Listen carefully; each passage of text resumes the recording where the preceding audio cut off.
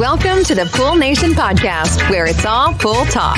And we ain't talking about netting and jetting or splashing and dashing. We're talking about becoming a nation of pool pros. We talk about the latest products, trends, and training in the pool industry.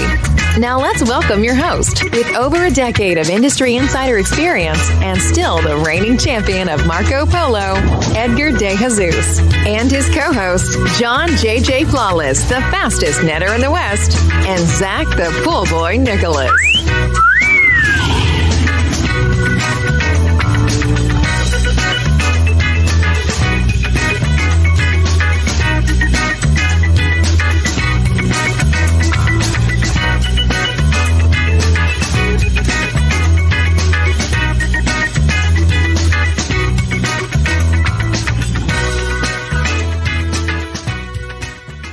Welcome to the Pool Nation Live podcast with myself, your host, Edgar De Jesus. And yes, I am the reigning champion of Marco Polo, along with John JJ Flawless, the fastest netter in the West, and the famous Zach, the Pool Boy Nicholas. In this episode of the Pool Nation podcast, we'll talk about Pool Invoice. We will talk about the background into creating it and how you can use it to break down your business into micro businesses. We will also talk about metrics, how they help you run your business, and talk about how profit visualization is the key to your success. For those of you that want to check it out, go to www.poolinvoice.com. I want to welcome everyone to our live podcast, the podcast where it's all pool talk, and we ain't talking about netting and jetting or splashing and dashing. We're talking about becoming a nation of pool pros. And yes, we will talk about the latest products, trends in the pool industry. Before we get started today, I want to thank our sponsors for this podcast, the Ultimate Pool Tools, the SPPA, and poolinvoice.com. We want to thank them for their continued support. John, good morning. Good morning, everybody. So, that was a little awkward in that beginning. We got to kind of learn how to nail this new format, right? As far as well, John and I had the giggles like right before we went live. So it was hard to focus because we could see each other and then it just feeds off of each other. Well, what was kind of weird, and I don't even know, but I didn't hear anything. The intro was just completely silent. Oh, you know what? And here's the thing, John. Did you not tell me that? That is my operator error because there's a button to click on it live. Right. And I totally spaced it. So we were just sitting there laughing so much. So we were just sitting there the whole time, just listening to. So you mean there wasn't any intro being played? No, there was not any intro being played. So people are just watching us for 35 seconds, right? Right. And then you going like this. So it was awkward. So I'm right. Okay. Oh, it was definitely awkward. I sent you a message and I told you I don't hear anything. I don't know if you got it. Oh my God, that's so funny. So I'm sitting there going, what the hell are we supposed to be doing right here? We're just sitting here for 35 seconds. Oh, this is our lovely new format, John. Yeah. Wow. Okay. Well, good. Okay, perfect. Because the whole time I'm sitting there thinking, I'm like, God, how am I going to get through this every single Friday? Because if it's going to be like an awkward silence for a minute or 35 seconds, it's going to be hard for me to keep my poker face or, to be serious. But okay, it was just a little glitch. I'm sure we can. User error. It's going to be pressing the button. Well, it's definitely going to be fun to watch it, right? To go back. You're going to see me panicking, texting, going, what the hell's going on? But anyways, no, look, I'm very excited about today's podcast because we're switching gears a little bit here and we're kind of talking about some things that has been in the works now for quite a while, right? And there's been a lot of blood, sweat, and tears, I know, especially on your end, Edgar, as far as, trying to solve this issue we have. Or at least I personally think we do. And from feedback that I get from a lot of pool guys and gals and business owners out there that are in the industry, and they're just missing that tool. And hopefully this is going to help fill that void. And I'm kind of excited to talk about it and kind of introduce it and kind of give a little bit more of a backstory because we've been kind of like teasing about it and talking a little bit here, a little bit there, but not really gone into the nuts and bolts. And I think now it's finally ready for action. So I'm looking forward to it. It's going to be kind of weird too. Yeah, especially because I'm going to be interviewing you. So it's going to be a little different. Yeah, it's going to be a little different. I'm going to put you in the hot spot. And then I already missed the hell out of Zach. Zach is on vacation this Friday and next Friday. He sent us pictures this morning from the airport. And yeah, we're definitely missing him already, because it's just, we have this, I don't know if you call it rhythm, you call it this chemistry, whatever you want to call it, but it just kind of, when one of us isn't there, it just kind of feels a little weird. So he's definitely going to be on vacation. He actually should be up in the air right now. I don't know if he has Wi-Fi on the plane. I sent him a little link, but we'll see. Anyways, before we do that, John, I want to give a quick shout out to the people that are listening to us live on Facebook. And guys, I'm kind of going back and forth because I have the screens and I'm kind of trying to manage that Facebook screen at the same time. So Maria, I know that you're on there. Good morning. Big shout out to you. Jay, as usual, always listening to us, being on there. Shout out to you. Mama, we know that you're on there as well. And Jeanette is normally on there as well. So big shout out to you guys for listening. We are going to change our format. We are going to stick with these video and live Facebook and live YouTube. We're talking about maybe changing the time of the podcast so more people can watch it. For you guys out there, if you guys think that this podcast would be better during the week in the evening, shoot me a message on Instagram. Let me know if that's something that you guys would prefer. And we're talking 6 o'clock Central Time. So that would be 4 o'clock California time and 7 o'clock Eastern Time. If you're out there, send us a message if that's something that you would like, and then we'll kind of have that in consideration. Because, John, what we don't want to do is just kind of jump and then jump again. I really love to keep that consistency going. But we are going to move to this format. It's going to be our new format. We just need to figure out and work out those small details. Well, see, I think after our little mishap this morning on our intro that, you know, the tough thing is because everybody's out there working and they're listening to us, but they can't necessarily see us. Yeah. Right. So that might be best because we kind of screwed up a little bit and not as many people got to see this. And hopefully we get to cut that right on the intro. You know, here's the funny thing is we were cracking up, guys. John and I had the giggles like seconds before we go live. So I wasn't like paying any attention other than the go live button. And I forgot to press the live for the music and the intro and stuff like that. So anyways, we'll get better at it. But yeah, that was funny. Guys, this week's shout out goes to Zach from A to Z Pools out in California. He hit me up on Instagram and we connected over the phone and we had a great chat this week. And you know me, John, I can talk pools 24/7. I could kind of do this all day. Zach, shout out to you, brother. Keep killing it out there in California. And it was great talking to you. John, today I want to talk about numbers. I want to talk about how we tied in, metrics into Pool Invoice and kind of talk a little bit about Pool Invoice and the whole thing behind it, the concept and why we created it for the pool guys out there. Yeah, I agree. And I think we should really quick talk about some of the other tools that are in development as well. It's no secret. We started this thing, about a year ago, right? Yeah. We've been doing this, I can't imagine. Close to a year. How fast time flies.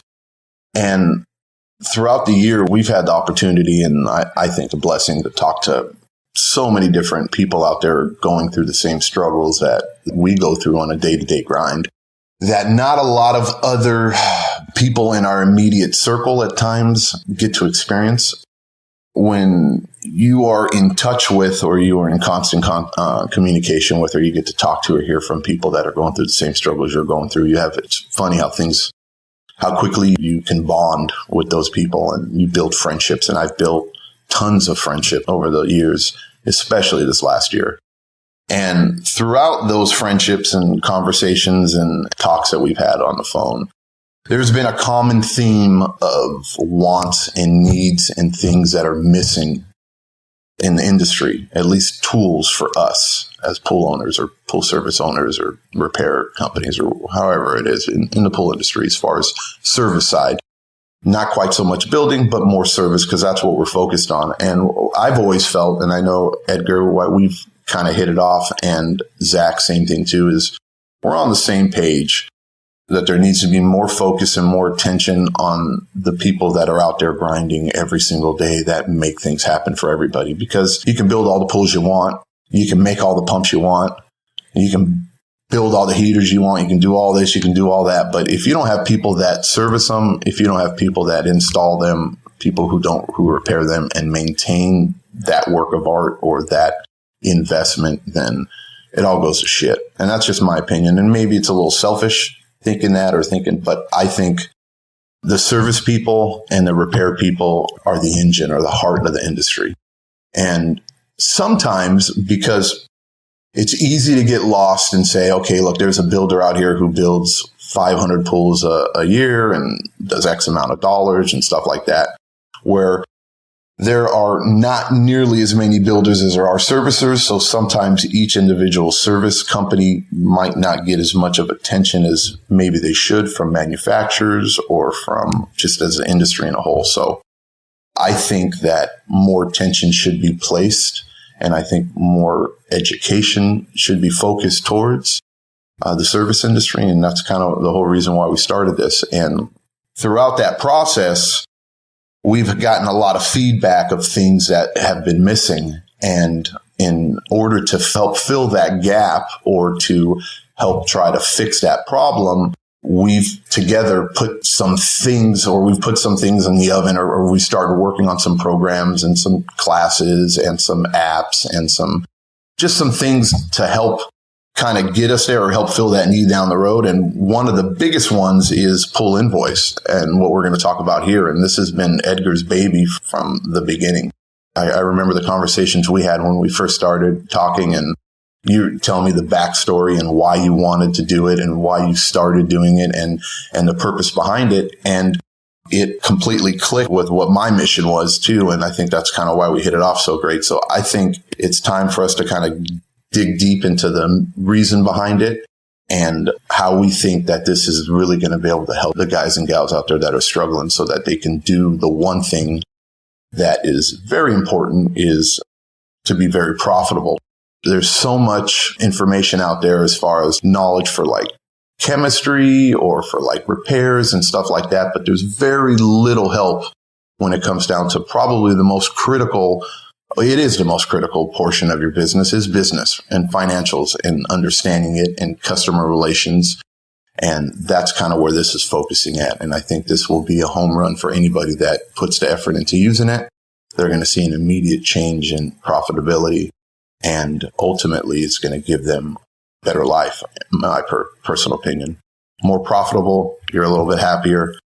Things run smoother. You have more time for your family. All these things kind of play on each other. And then when you're happy about what you're doing and you don't regret getting up and working and you're happy about going to do it, you do better and you grow, and, it's a snowball effect. I don't want to keep ranting, but I think we should get going. I can't hear you, Edgar. That's probably because I'm muted. I'm singing. Today I'm struggling in the morning, John. I need another cup of coffee, and I've had way too many this morning. But anyways, I agree with you. And so let's talk a little bit about, obviously everybody knows that we put the Pool Nation business training together. And what we're going to do is talk about how we kind of incorporated into Pool Invoice. And that will tie into later on our route management app that we've talked about. And we should have the door hanger app out here shortly. We kind of bumped into some issues with Apple. Apple is really tightening down on privacy. And even though our app was already up there, we kind of did an update.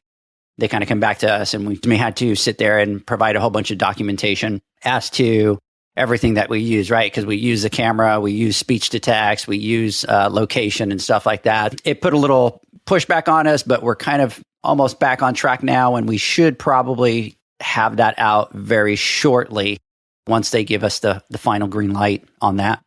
Awesome. So let's talk about Pool Invoice, and I think we should start on the background on it and kind of let everybody know the backstory and how it started. Yeah. So, in the first round, when I created Pool Invoice, it was really for me, for my pool business. It wasn't to sell it. It wasn't to do any of that. Even though I ended up having a whole bunch of buddies that were using it and are still using it, and it's anywhere from 100 pools to 800 pools. And I created it because there was nothing out there that worked how I needed it to work for my pool business. And I'm not talking about functionalities, because when you talk about functionalities, there's tons of softwares out there that do the same thing, right? They all post charges, they all email invoices, they do all of those things. So I wasn't looking at that. And most of you guys, I've talked about it on Instagram, I've talked about it before, but my background was in hotels.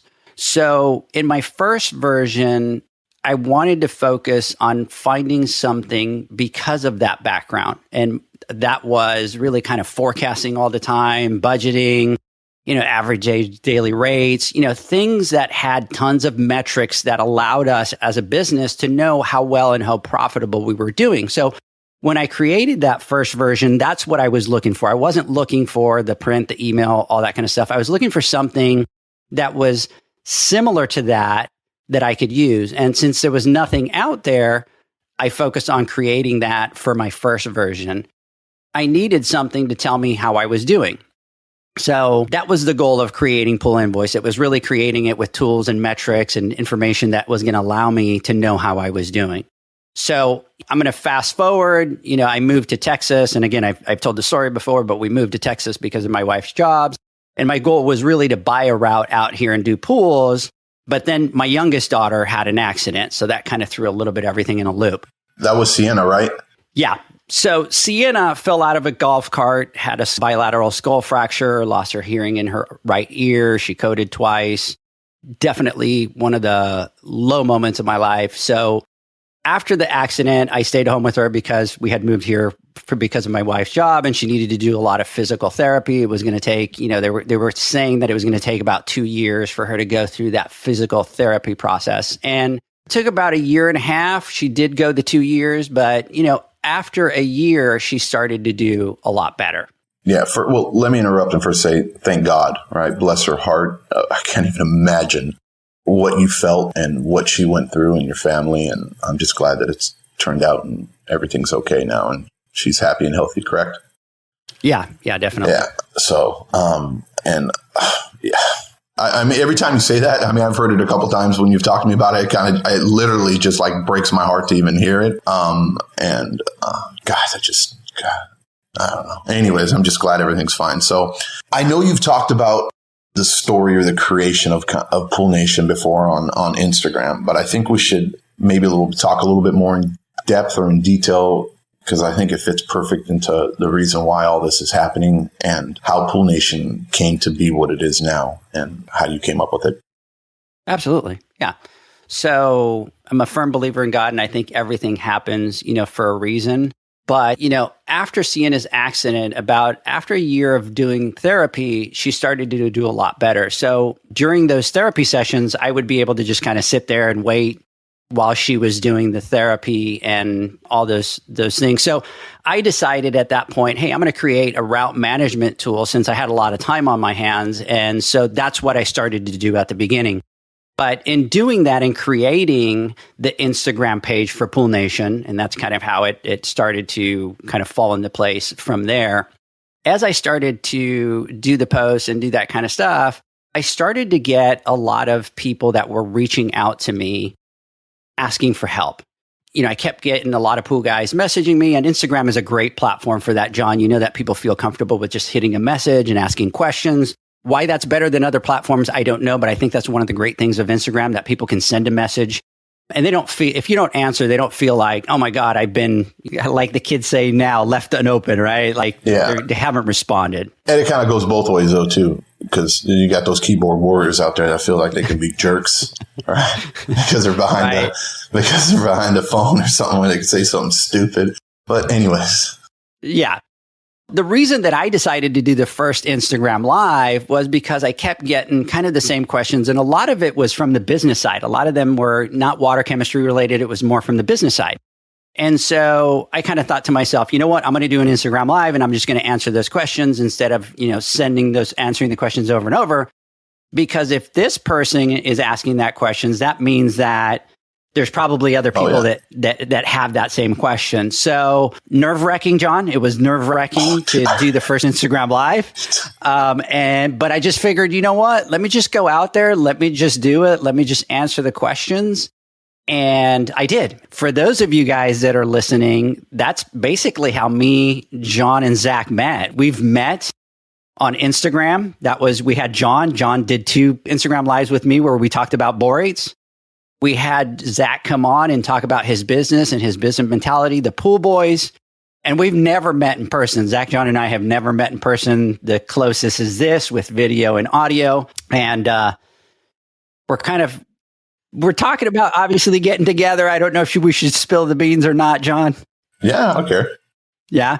So John, Zach, and I are going to get together for the first time in August, August 9th to be exact. So we will post some lives and we'll do some things on that. But John, I am super stoked for us to be able to get together and just kind of completely goof off. And then number two, you guys are going to be out here. So we'll just kind of be able to run through town and just kind of do a whole bunch of fun stuff. Yeah, it was kind of weird how it all kind of worked out. The hot topic at the time was borates when this all kind of started. And I think you might have reached out to Greg, or Greg reached out to you, and you guys were talking about maybe doing something. And I think Greg said, hey, you should get a hold of John or talk to John. He knows a little bit about borates or something like that. And I think that's kind of how it happened.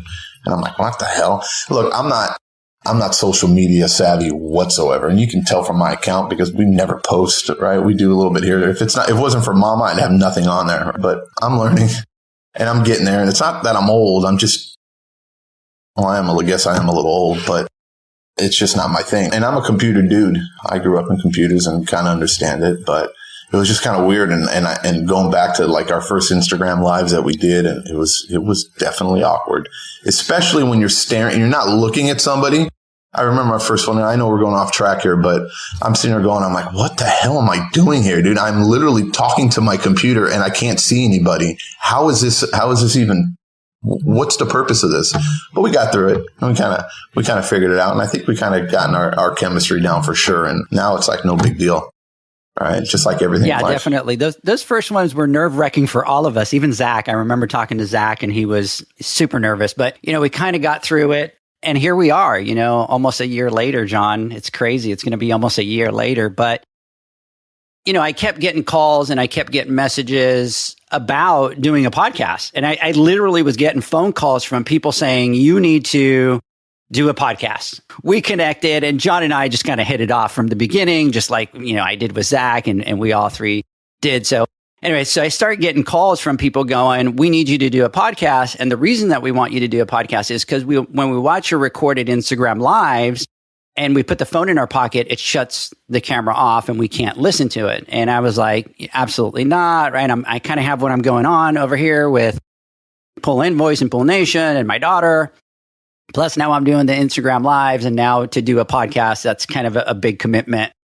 But the phone calls just kind of kept coming in and guys were just like, we want you to talk about business. We want you to talk about this. So I reached out to John and Zach and told them both, I would love to do a podcast, but the only way that I'll do the podcast is if you guys do the podcast with me. And if one of you guys say, no, we're not doing it, I'm not doing the podcast, because I knew that the podcast would need to have kind of a different thing to it. Yeah. And so I just kind of had a feeling that we kind of had hit it off. The chemistry was right and doing the podcast would be the perfect thing. So of course, to be honest with you, John, I was expecting either you or Zach to say no. And both of you were like, let's do it. Right? Oh, man. For sure. I mean, I look at it like, hey, look, I literally spend all day talking to other pool guys and gals out there about all this stuff. I've spoken to, I don't know, in the last few months, maybe 50 to 75 different companies, just talking to them. And after when you talk to them, you kind of go through because you're passionate about what you're doing and you're talking and you're kind of going through the same thing. You say the same message over and over and over again. You ask the same questions over and over again. And I've been, constantly doing that throughout the years, where this just felt like a perfect platform to where, hey, look, there's no secret. I want to share this. Whatever's worked for me, whatever's worked for us, I want to do this because I believe that as an industry, if we grow and if we better ourselves, then everybody who's a part of it will better themselves. I'm not afraid of competition. I'm not afraid of somebody doing great work. That motivates me, right? That motivates me to do better. And if you're the higher the standard, it's human nature that you just want to get better and better. So if there's a way we can broadcast this message, the things that we've learned over the years that can help people, and kind of do it this way so that we don't have to say it 100,000 times on the phone, it would be better for us. So that's kind of how it started too. And I was like, forget it. Let's do it. Let's do this podcast. Let's get the message out. And I can tell people, hey, go listen to this one and that'll help you. But anyways, I didn't mean to interrupt. No, that's perfect. Our focus all along has been, obviously the pool guy, the business side. We talk about water chemistry because we know that's an important topic, but a lot of it is business and helping the pool guys, become that better pool pro. And that's really kind of the goal behind it. We launched the podcast and I thought that the podcast, John, was going to just kind of do okay. It's kind of limited the people that we reach, and it has just, completely blown up and become a big part of, the whole Pool Nation thing that we're putting together.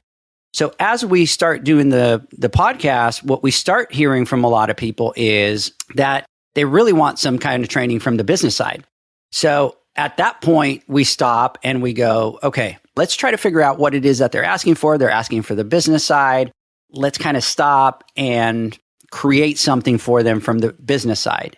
We created the Pool Nation business training, and we created the software that goes with it, and we launched it. And we've had 4 classes so far, and it's been completely fulfilling, John, because the people that have taken the class, love it so much. I haven't had one person kind of come back and say, you could have done this better, you could have done that better. We've had people cry after the class because they felt that they were so overwhelmed, but now they have a clear understanding and they understand kind of how easy it is. But I think when you don't know what it is that you're looking for, you can kind of get overwhelmed. We've had other people that take the class and they realize that they're not making enough money on the service side and have looked at it and made changes to their business. They've been able to focus on those target areas and increase their business. But even they come back to us and say, I kind of had a feeling, but I didn't know. But now it's so crystal clear. And obviously, you do 2 things. One, you create friendships with those people where they call you all the time. They're doing all that. We thrive off of their success because it's what we've been wanting to do. So that's how we've gotten from A to Z where we are. The focus of the podcast and the Instagrams are going to continue. That's, what's been helping the pool pros be more successful. So we're still going to continue to obviously do those and those be our focus. Yeah, and let's not forget about the Pool Nation Awards. And again, that was from people talking about it and how there's nothing for the service side. Again, this is just something that has just happened while we were doing what we were doing. And just getting feedback and, hearing that, nobody cares about the pool guys. Or, sometimes, you'll hear this or hear that or whatever. And it's just not, again, goes back to what I was saying, that I think that we're a very vital part in the machine. And without the service industry, nothing really falls into play or nothing really lasts. And as far as recognition, there's some programs out there where they do some awards for pool service guys and gals out there. Like Pool Pro magazine has a great, right, the 30 under 40. But as far as specifically just for the service industry, there really isn't anything. And we thought, hey, let's do something for the service guys and gals out there. And I think that's how the Pool Nation Awards. So that's kind of cool. I'm excited about that. Yeah, and a lot of what we do now is really kind of just based on the feedback that we get. And I'm super stoked about the awards, John. And we have some amazing news that's going to come out because we've partnered with somebody else, but we don't want to talk about it yet because they're going to be involved.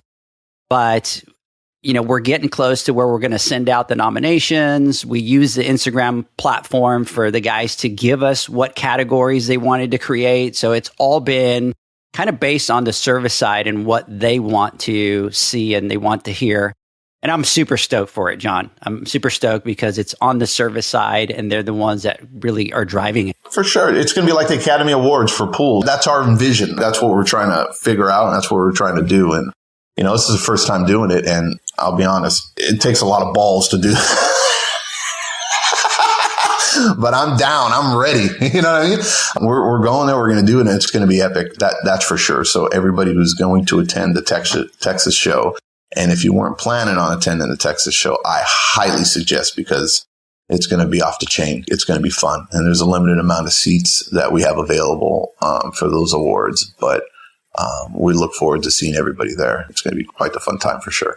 Yeah. And the first one, we're doing a little bit smaller, guys, because it's the first one that we're going to do. And we know that there might be areas to improve or things that we do or that we don't do. So, it's the first ones. We also reached out to the International Pool and Spa Show. They've been absolutely amazing with us.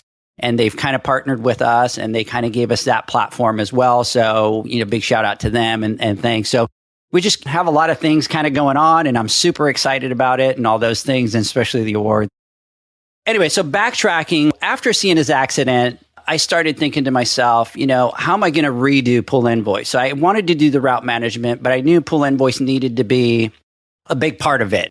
And how do I create a system that's going to help every pool guy and pool girl run their business successfully, and in a way that the system can tell them or teach them financially how well they're doing just by using it?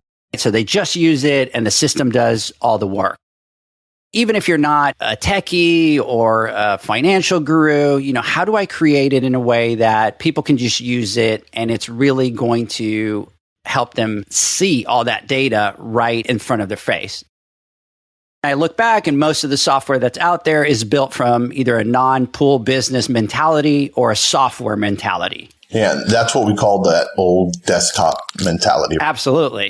It's the whole mentality of, we built this desktop product, we put it out, we just want to sell it, let people download it, let people use it. And then the other thing that changes the mentality, John, is then it becomes, how many other industries can we fit into that mold, right? So we have a product. How can we push it to all these other industries, whether it's landscaping, plumbing, electricians? All they want to do is just put it out there, sell, download, and done. For us, it was, let's create functions and let's create accounting tools that are going to be able to help the pool business and only the pool business, because they don't build pool business tools. They build accounting tools. They service the general accounting. Yeah. I mean, they build a product first and they just try to sell the product. So they get more of a generalized need, right? Opposed to a more specific need that really digs down deep into a product, and they just send it out to the masses. And to be honest, it's not really what we need in our industry, or it helps, don't get me wrong, but in order to be very successful and to be a lean, mean, and well-oiled machine, you have to be able to really dig deep into industry specifics so that you can come up with metrics that are very informative and help guide you to make the right decisions before it's too late. So the whole purpose is, normal businesses review accounts, or they'll look back and they'll figure out, hey, look, in a month or when it's tax time, when you're doing your taxes with your tax lady or your tax company or your tax guy, and then you're figuring out, hey, you really weren't that profitable. You didn't make as much money as you did last year, or the average, profit, blah, blah, blah, blah, blah. That's way down the road, right? You need to be able, and then you go back, where am I losing my money? Let me figure this out. Let me figure that out. And then you kind of figure things out. And then it seems like you only do that once a month at best, because if you're looking at a P&L, you're already ahead of 98% of all the other companies out there if you're actually printing out a P&L and you're looking at it on a monthly basis. But most people are doing it only when there's an issue, only when there's severe bleeding, or only at the end of the year when they're doing taxes. So being able to have a software that gives you all these metrics instantaneously, basically right in front of your face, you're able to adjust in real time. You can prevent the bleeding and you can stop the bleeding so that you can save and make more money down the road. Because the reality is this, not many pool people or people that own pool service companies, or any small business for that matter, are accountants. It's really pretty much like a different type of animal. To be an entrepreneur and to be a hustler, somebody out there working, grinding every single day, likes to work with their hands, likes to talk to people, normally aren't the accountant, mathy type, or the people that like to really dig down and nerd out on numbers.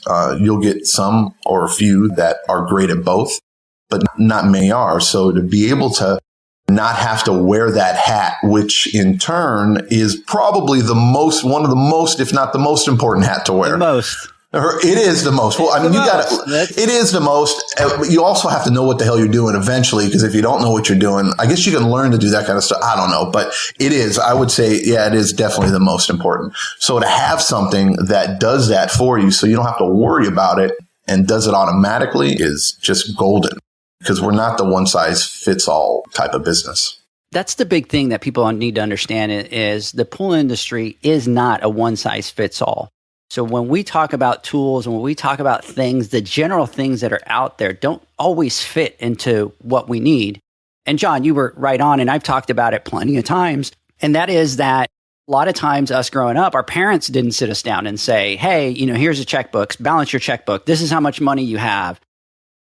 And then there's tools that are built today that just because they made certain things easier doesn't mean that they're good tools. And what I mean by that is I taught my son how to balance a checkbook by hand, and he used to hate it because I was making him do it by hand. And he kept telling me, Dad, Wells Fargo's, I could just log in and I can see it. I go, I get that. But what you're failing to see is where your money is going, because all you're doing is just kind of looking at what's left, what's in that bank account that's left, but you're not learning strategically where you're spending your money. And you have to be able to see that so that you can get educated. And so I remember, and I talked about it on the Instagram Live, I made him do that when he got his first job. And of course, he starts driving. So what does he want to do? He wants to go to Starbucks every day. After the first week when he put stuff in and he noticed that he spent $50, $60 in Starbucks, guess what? He was like, wait a second. He starts going to 7-Eleven to buy coffee. It changes your buying habits. It changes your financial mentality.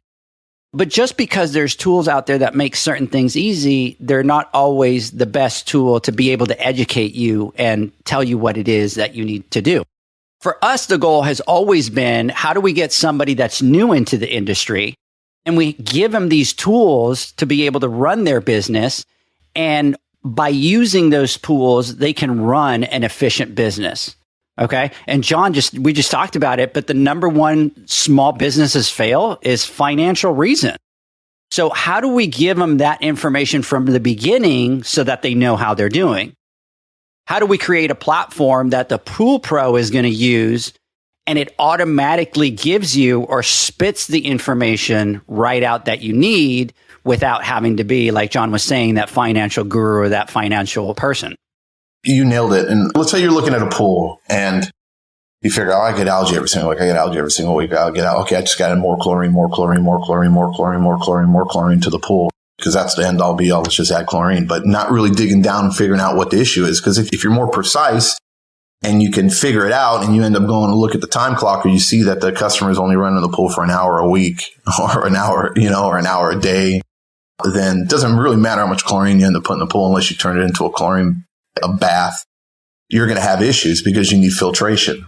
You need movement, you need filtration along with sanitation, stuff like that. So it's a lot cheaper for us as a pool service company, right? If we can either keep attacking it with chlorine and keep hitting it that way and spending all this time brushing and doing all that, right? And spending an hour there every single week, and then spending 4 times more in the amount of chemicals because we're using Pool RXs, we're using blue rays, or we're using tons of chlorine and algicides and all this and all that, when all we had to do is just increase the runtime on it and get it circulating a little more. And it's a little bit more precise. So what I'm getting at is creating a software or something that really is more of a scalpel opposed to a hammer, and it's literally, it lets you just really dig deep down into your business and give you these metrics that usually take time to farm and be able to get, or sometimes people don't know how to calculate them, and just to have it there in your face at all times, it really helps, because let's face it,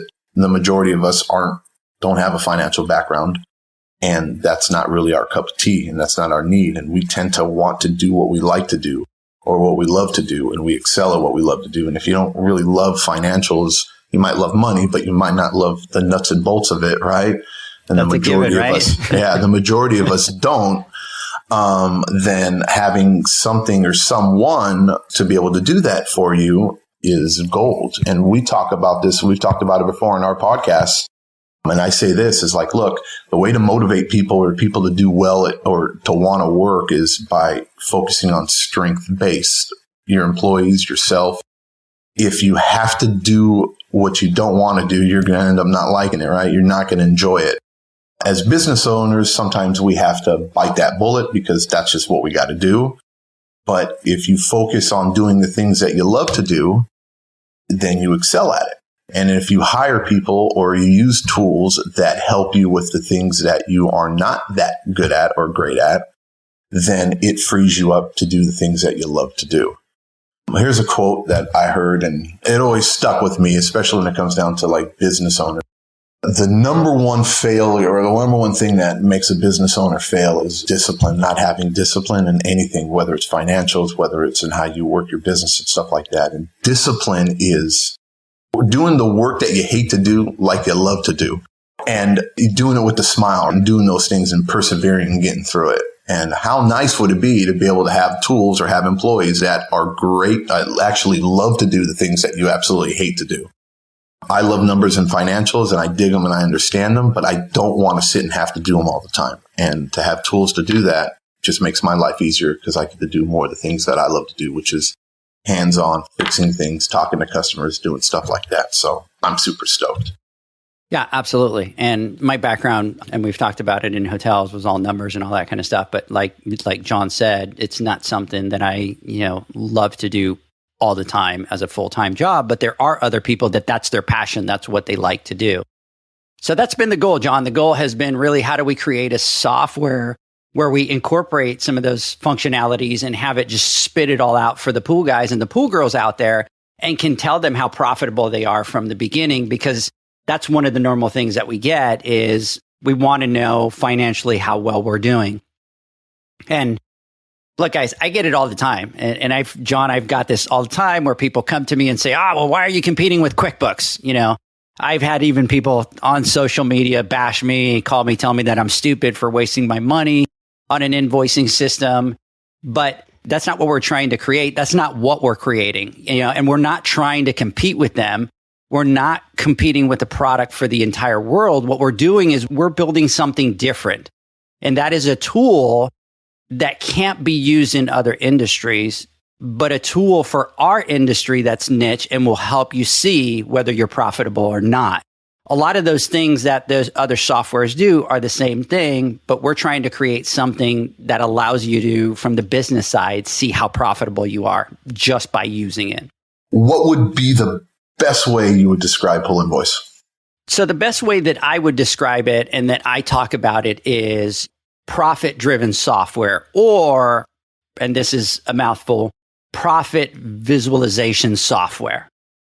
It's a software that you use, and as you use it, it shows you that profit and those metrics really crystal clear. So as you do your invoicing, as you do your expenses, it just shows you those profit numbers right there. And then it's just there. It just by using it, you see whether you're profitable or not. So it cuts off a lot of the doubt and a lot of the concern from the financial side. So I like to call it what I say profit-driven software or profit visualization software, but I don't call it that because obviously that would be, a mouthful for everybody. Now that Pool Invoice has been redone, what are the focal points of it? So a couple of things that our nation of pool pros need to think about when running any business. Okay. And just, it doesn't matter if it's pool or if it's any business that they decide that they get into. And we'll talk about those and then tell you how they tie into Pool Invoice. And then at the end, we'll tell you what every software should have. But two main things that we look at, John, that we focus on, and that is one, micro businesses. And we talk about this in our training class that we do. And then the other thing that we do is we talk about business metrics. You need to look at your business, and I'll start with micro businesses. You need to look at your business, but also you need to look at the micro businesses that are within that business. And pool pros need to understand that even though you have one business, which is doing pools and servicing pools, you have these other micro businesses within that. And by that, what I mean is you have a full-blown service side, and that's just servicing pools. But then you have other micro businesses, which are either filters, repair, deco jobs, bead blasting, whatever those other things that you do within that business are different micro businesses. And you have to see them as individual businesses. So let me compare it, and I'm going to compare it to two big companies, John. I'm going to compare it to McDonald's, and then I'm going to compare it to Apple. So if you look at McDonald's, they're a food restaurant. They're this big empire, and they sell all these products. and they track obviously their profit and they track their products. But what they do is they look at everything individually. So they'll look at their Big Mac and how profitable is my Big Mac? How many Big Macs do I sell? They look at their business and they don't just look at selling food overall. Within that business, they look at all their other products that they have in there. And guess what? The ones that survive are the ones that do well. And the products that don't do well, guess what? They get dropped off the menu. Because you can't just look at your business as one big picture. You have to look at all the little pictures. And if there's something within that business that doesn't do well, you have to either fix it or you have to cut it out. You take a look at the Mac rib. The Mac rib only comes out when pork prices are low. Why? Because at that point, it becomes more profitable.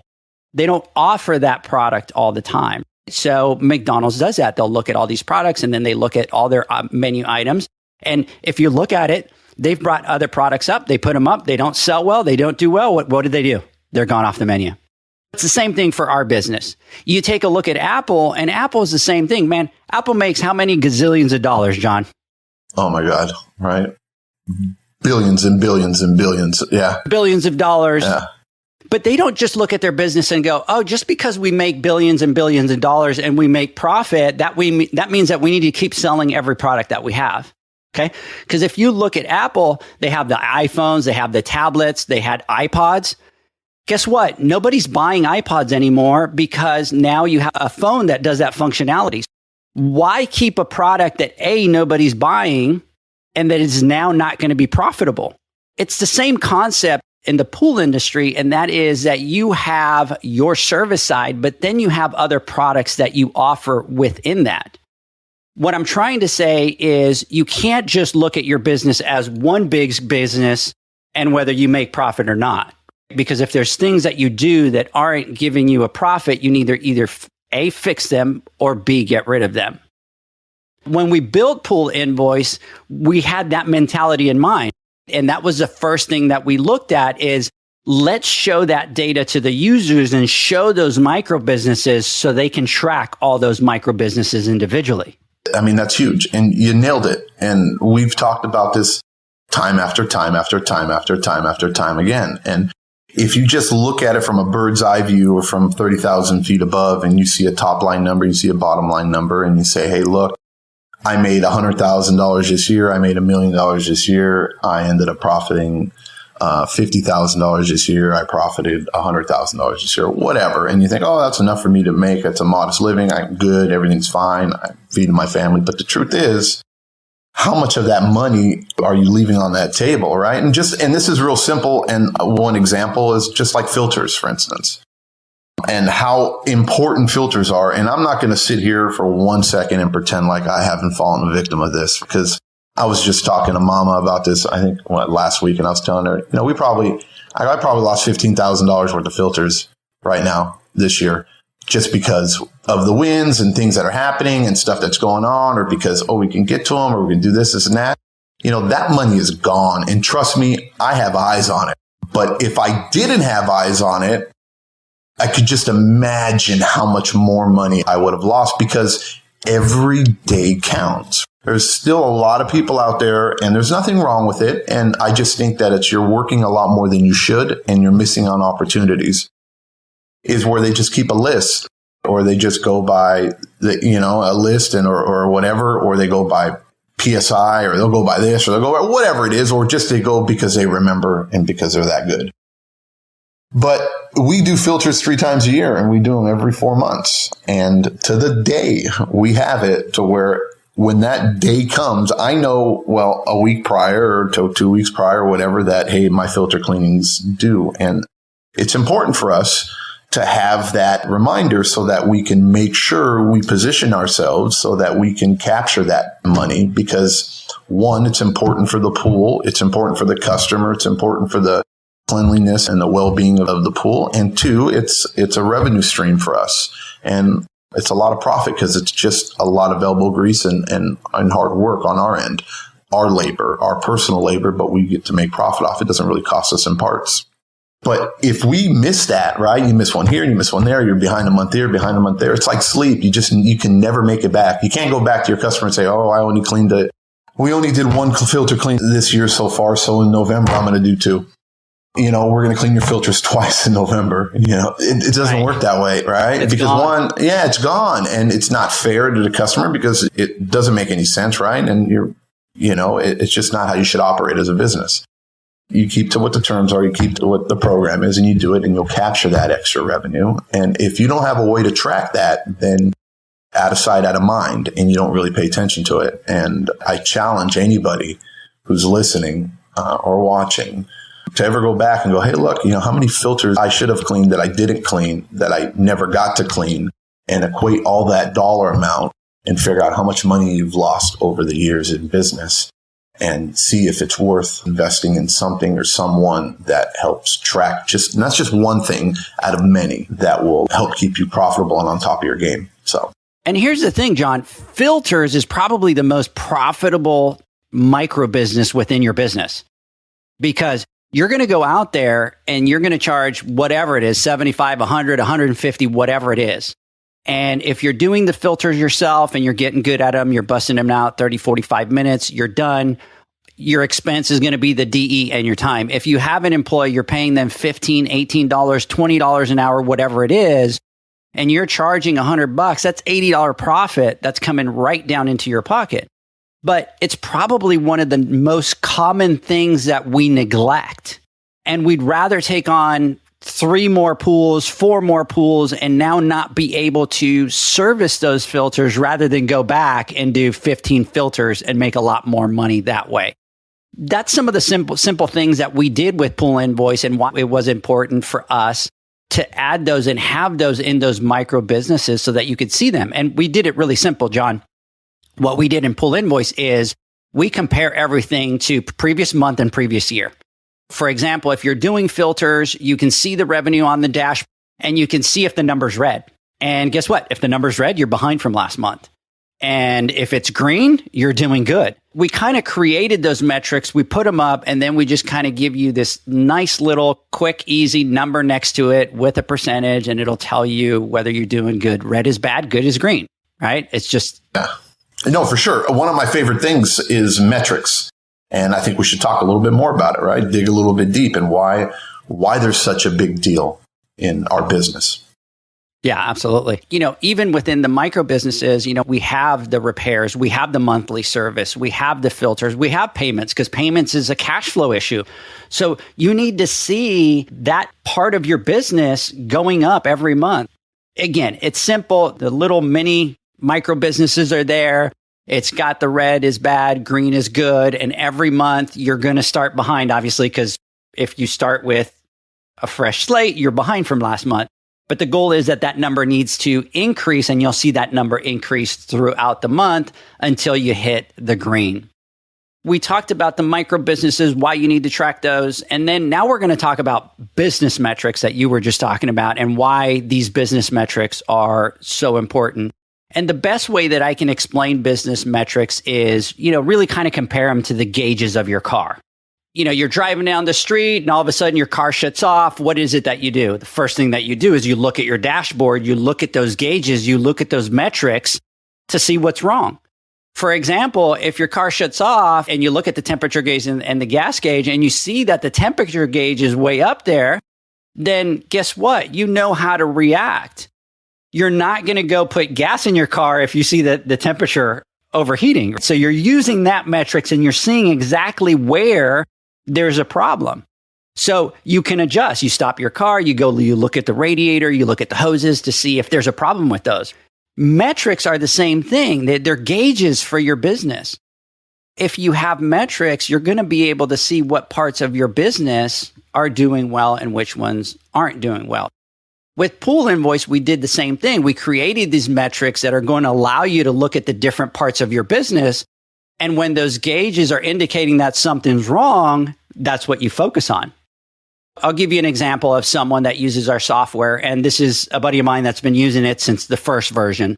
And we have a metric that is the average rate. And I'm very passionate about average rate because it's a simple metric that gets overlooked, that people don't put importance to. But John, you know that you increase your average rate and it's automatic profit. It's automatically straight down to the bottom line with doing the exact same amount of work, not changing your expenses, any of that. It's just straight to it. So we kind of go through his dashboard. We're talking, and he has 670 pools. And we're going through the metrics, and I look at the average rate, and I'm like, man, you need to increase that average rate. Your average rate is about $98. You need to focus on that. You've got a lot of pools. And so he's looking at the profit and the profit percentage, and he's wanting to do better. We're kind of having all this conversation, and I challenge him. I go, look, focus on that average rate, and you're going to see the impact that he's had. He increases average rate by $12. His average rate now is $110. So he's got 670 pools, and he goes from $98 to $110.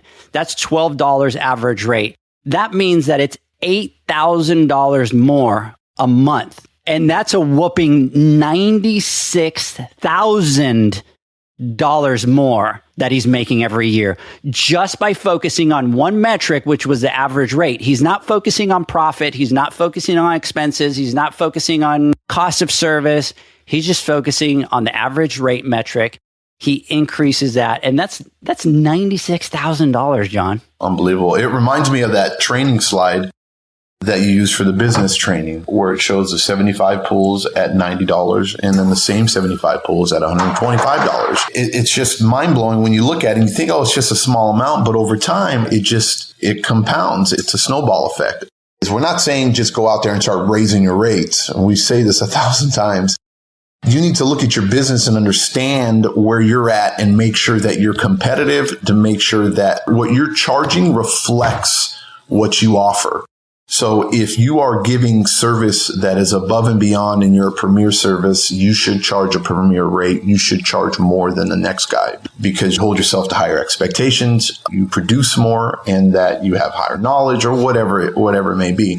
I'm not saying if you're the guy or gal that walks in, walks out, you're in the backyard and out before the door slams. You shouldn't be out there. Personally, we're not saying go out there and start charging $150, $200, $300 a month for pool service, because it's not going to work. If you are that pool service company that focuses on quantity, that does a service, or maybe chems only or something like that, and you were charging X amount of dollars, and we've gone through this painful process as far as like our chem prices going up, the scarcity of them, and out of our pockets we're paying double, triple in chemical costs. There is every single pool service company out there. You should be able to make back some of those dollars that you're losing. It doesn't matter what type of business model, whether you're the good, the average, or the best, or the elite. Your costs have gone up, period. There is no, and now we're not talking the normal increase in costs. We're talking like bonkers, double, triple, 300, 400% costs. Us having to travel to go find this product, where before it was easily accessible. Now we're spending hours out of our weeks, like 5, 10, 15 hours chasing around stuff that we never had to chase around, which equates to 5 hours less of doing work, which equates to 5 hours more of gas that we have to spend on top of the chemicals that we have to pay now, or the price we have to pay. We should not have to absorb all that as an industry. And if we do, those companies that do and don't do something about it, especially if you're on the lower end when it comes down to your monthly service rate, this is where you get squeezed out. And it comes a point where it just doesn't make sense. And if you can't afford it, and if you're not making money, you're in the red every single month, then you're not going to exist anymore.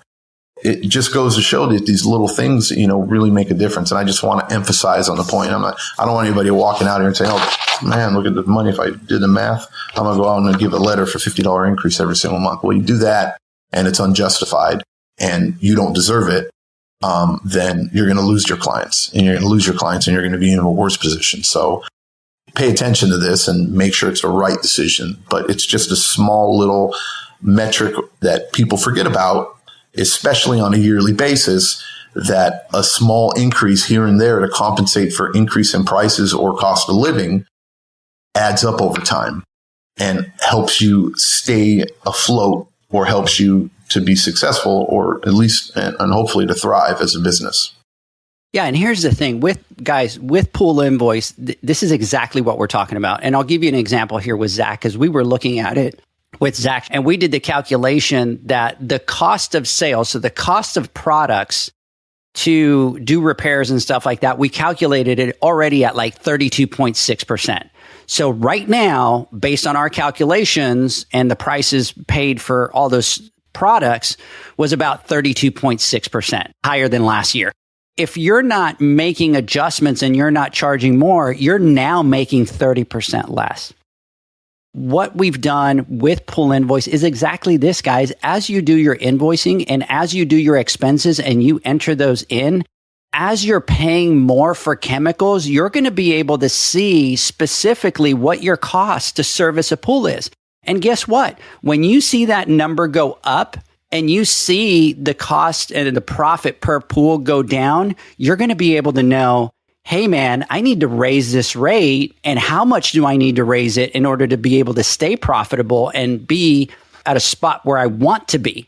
These are the metrics that we've created into the Pool Invoice so that they're there. So anybody that would be using the software right now, compared to last year, you're going to see what your cost is, and you're going to be able to know whether you're profitable or not, instead of waiting till the end of the year because you're not doing it. And then you go to your accountant and your accountant goes, well, instead of making $50,000 this year, you made 30. And you go, well, why is that? Well, because of all the cost of high chemical expenses and parts and all that kind of stuff. And there's two things that we'll talk about, and maybe I'll talk about them in a little bit, John, but there's two different types of metrics.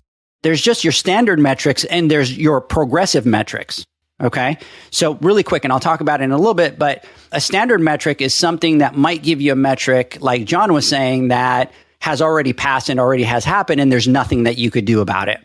And then there's a progressive metric that allows you to see how you're currently doing, and that if you change during the month, you're going to be able to fix that. So we'll kind of get into that in a second, but John, that's why we created our metrics for the Pool Invoice and put them right on your dashboard, right on plain sight. So when you log in, you click on your financial dashboard, it guides you and it tells you what, what we're doing. And so, John, maybe we could talk a little bit about those, metrics that we've talked about.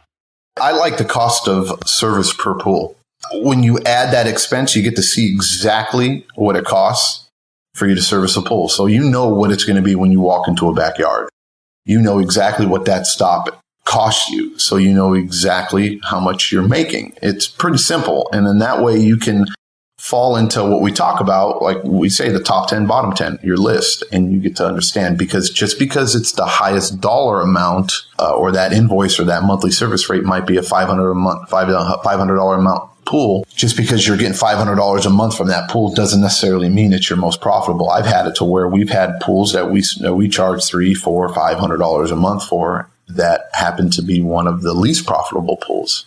And if you don't understand that cost of service per pool, what you make off that pool, then I think you're very misguided.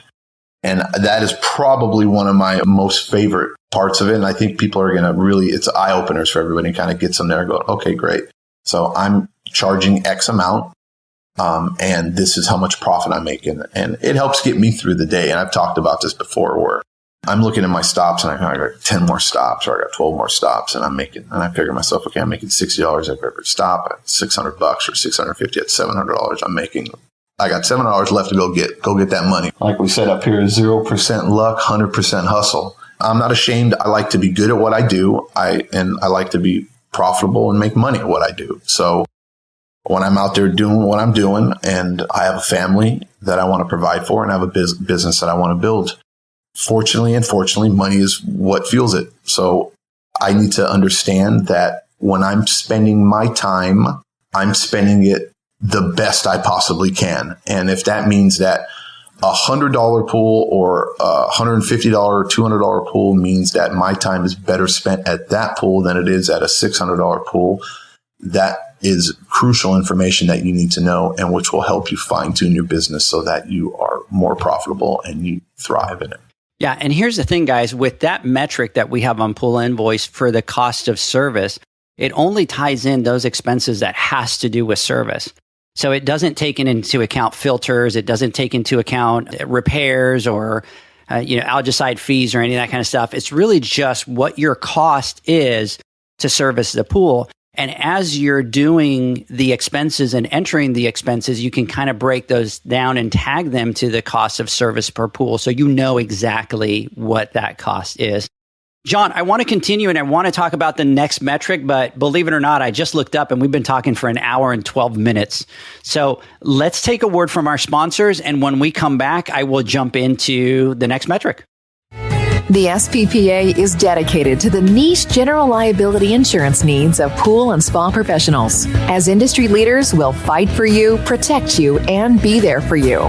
We provide extraordinary service before and after the membership and insurance is in effect. Insured members of the program get the best customer support and have peace of mind that their alliance is their voice and always fighting for their program and insurance needs.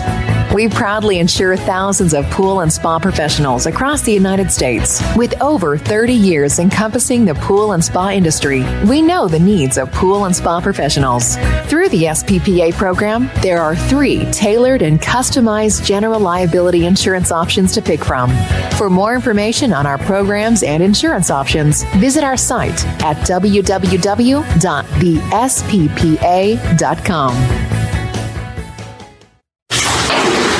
The sound of you continually pitching pool care poles into the trash.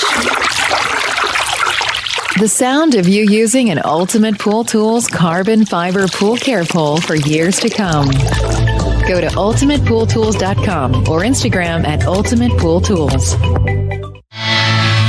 Now available, Pool Invoice. Pool Invoice is a pool billing software created specifically for the pool service and repair industry. It's developed for our industry and only our industry.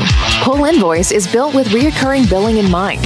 You can print, email, text invoices, or even send via WhatsApp.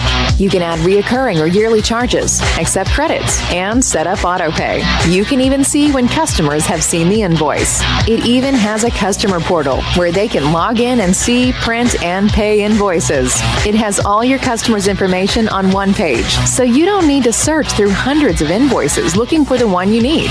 Just go to the customer profile and it's all at your fingertips. Created specifically for the pool industry, Pool Invoice. Now available at poolinvoice.com. Welcome back, everybody. Welcome to the Pool Nation podcast. We continue our conversation with John. We're talking about Pool Invoice, how we created Pool Invoice, our journey through this entire process. And so John was talking about the cost of service per pool, and we're talking about the metrics. The next metric, John, that we kind of thought was really important is the cost of cleaning. And there's a difference between the cost of service per pool and the cost of cleaning. So the cost of service, we call it the COS. The cost of cleaning, we call it the COC.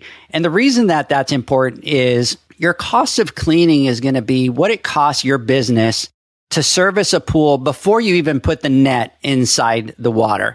A lot of people will go, well, what's the difference? And that is that you're going to have certain expenses. You're going to have certain things that are fixed in your business. And it doesn't matter if you service 10 pools or you service 50 pools, you still have that expense. Let's say that you're somebody new starting into the pool industry, you have 10 pools, and you want to go buy a pickup truck, and your pickup truck is going to cost you $500 a month. Well, guess what? If you grab that cost and you break it down into your pools, that means that it costs you $50 to service each one of those pools, and you haven't even showed up to do the pool. If you take that exact same example and you take, let's say that you do 50 pools and now you have a $500 payment, then that means that that's going to be $10 per pool. Your payment's going to be $500. It doesn't matter if you service 10 pools or 50 pools, but you need to know that because it can affect your profitability and it gives you insights to be able to make business decisions. Can I afford to add an employee? And if I add an employee, I'm going to have to add those cost of cleaning expenses. So it tells me how it's going to affect my cost of service, my profit percentage. The other thing that we did as a metric is your profit per pool. This is the complete opposite of the one that John was talking about, which is the cost of service. what we do is you have your average rate, you have your cost of service, and what it does is it subtracts that and it tells you exactly for every pool what your profit is. As we get into these times where chemicals are a lot more expensive, what's going to happen is you're paying more for the product. So guess what? Your cost of service is going to go up, and then you're going to see your profit per pool go down. But there are two very black and white metrics on there that kind of like John says, I know that if I go to this pool, I'm going to have $50 per stop kind of thing. He's able to see that. And if he sees that all of a sudden his chemical expenses have gone up, and he sees that profit per pool has dropped down to $30, he can react to that and say, wait a second, in order for me to get that pool back to be profitable at $50, what does that increase need to be? It's really right there in front of you. In the training classes, we've had tons of people take the class. And there was one guy that had about 165 pools, and they do a lot of builder installs and equipment installs and all that kind of stuff. And from the service side, he plugged all the things in, did all the numbers. And then after doing it all just from the service side, he noticed that he was making about $18, $20 profit per pool at the end of the month. And that's $5 a week.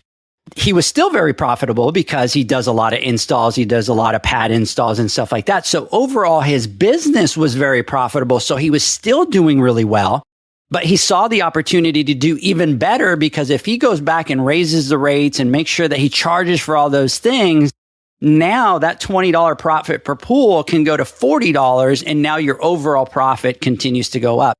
And it's the exact same example that I talked about with McDonald's and Apple. You have to look at your things individually, and those that aren't doing well, you make those adjustments. And he did go back, John, and he did adjust his rates. And just with some rate adjustments, he bumped up his profit by about $20-something thousand. The repair cost and repair profit and profit percentage. This one is big for me because, you can actually see the profit from repairs alone and the repair profit. How many pool pros are able to know the exact profit and profit percentage, right? You can look at this and let's say that your profit percentage is 33%. Are you happy with that? Or do you need to increase your repair profit or your prices so that you can profit more off of it? And Edgar, it's simple because it's right there. It's right in your face and you can't miss it. You do your billing and into your expenses, and boom, it's there. And what's funny is we just had another conversation with a good buddy of mine just earlier this week. And it's always like, well, what do you charge for this? Or how do I charge for this? Or what should I charge here? And that is a very common question. And it's a very personal question. And I know there's a lot of people that are out there that aren't comfortable asking that type of question. Fortunately, when you're on the phone with friends and people that you trust and they feel comfortable talking to you, they'll freely ask me those types of questions, and I'll be able to give them my opinion and how I go about my business structure and how we price things out. And because we don't just pick numbers from the air and say, well, I'm going to charge this because no, and the same thing when we go out when we service pools now, because our minimum now is $200 per month minimum. We just picked up 6 pools this last week. We went to go look at them, and one of the pools was tiny. I mean, literally it was a spool. It was maybe 4,500 gallons. It was really small. Wow. That's small. And it is small. And Mom's like, there's no way I go, absolutely. We're going to charge. That's our minimum. That is the gateway. So this is what it costs for me to go out there and back there. The difference between a 4,500 gallon pool and a 9,000 or 10,000 gallon pool is not really that big of a difference. It's that initial cost, insurance, licensing, uniforms, our trucks, gas, training, software programs, equipment. All those things all come into play, and then we have a final number that we need in order, and then a percentage that we need, and that's what it is. So when you explain that to your clients and your customers, they understand that. There's just, in order for us to get our foot in the door, for us to even come in the backyard, I don't even know what it looks like. This is the minimum, and then it goes up from there. And fortunately, your pool falls under the minimum, so we're only going to charge you the minimum, and that's how we do it. Well, the same thing too when it comes down to products or repairs. And I don't want to get off track, but when you install something or you do something, you need to take into consideration there's a minimum funding gate, whatever it is. We forget that, we go install an IntelliFlow pump and whatever we get that pump for, right? And I don't want to broadcast what we buy the pump for, but I'm not going to say it, but we all know what we buy those pumps for. And, people think and they go, oh, well, I'm not going to charge or I can't, or, if I make a couple $100 off of it, then I'll be fine. Well, the truth is no. And it's not that if you think you're making a couple $100 off that pump by charging, and I'm throwing round figures out here and we all know, let's say that pump is $5,000 or let's say that pump is $500 and you're charging $700 for it. You think you're not making $200. You're really not. And I can't tell you so many times people even forget the tax that you pay too. Because if you're paying tax at wholesale too, and you're getting that pump at $500, you got to consider the tax that you also pay for that pump. When you look at other businesses, established businesses, like let's say, for instance, Leslie's and other retail stores, when they sell that pump, if they get that pump at $500, and I'm just putting it, they're selling that pump for $1,000 or they're selling that pump for $800. And when they're going out there or whatever, and when they're going out there and they're installing it, they're not only doing that, but they're charging for labor, an immediate 1 hour's worth of labor. And then usually there's going to be another hour's worth of labor and there's going to be a material charge. Not only are you going to get a material charge, but then on top of that, you're also going to have a trip charge on top of it. And then now all of a sudden, when you add those figures together, you're talking about, okay, well, they have a minimum amount of money that they charge in order for them to be able to provide the service to the customer. It's not for them being greedy or anything. It's just how business works. With us, we're so different because we're single polars, or we have one truck or two truck, and the majority of us are, that we think, oh, well, it's only me. I'm not paying somebody to do it. I'm doing it myself. So no. You need to look at it as if you're running a business with employees and companies, because that's who you're competing against. That's how they price out their products. That's how Walmart does it. That's how Target does it. That's how everybody does it. That's how we should do it. When you're looking at that profit, sometimes that number is deceiving. And I think a lot of people are really shortchanging themselves when it comes down to these prices, especially like pump installs and heater installs, because it takes a world of knowledge in order to do that properly and safely. And if you're great at it and it only took you, and you've heard this quote from many people, you're not paying me for the time it took, the 10 minutes it took me to do it. You're paying me for the 10 years or 15 years that it took me learning how to do it in 10 minutes. You have to value yourself. Being able to look at your profit percentage on your repairs and having a standard on it and an eye on it is so important. Just so important. Like when you talk about like the micro business, so important in the difference between a good business or a surviving business and a thriving business. Pool Invoice has where you can track your repairs and your repairs expenses separate, and you kind of treat it as a micro business. We talk about it with Zach all the time because Zach has the service side, Zach has the maintenance or the repair side on the other side, and he treats them as two completely different businesses. And that's really how you should be looking at it as well. And for him to be able to look at that metric and be like, wait a second, my cost of repairs, my profit in it is going down. What's going on? That means I need to charge more for those repairs in order to be able to maintain my profitability instead of doing the same thing. John, you wait till the end of the year. You meet with your tax accountant and that person goes, well, you made less money. And then you go, well, why did I make less money? Oh, well, because stuff costs more. But you don't know exactly where that is. And so with the software, as you track those and you put those in, you're going to be able to know exactly where you're at. And if your repair profitability is at 30 and all of a sudden it's at 15%, guess what? It's simple. You got to charge more money. So you got to go back and look at what it is that you're doing. Our software does a lot of what, other softwares do out there, right? They send out the invoices, they post payments, they do all that kind of stuff. But ours is niche for the pool industry, and it was built with the pool guy mentality behind it.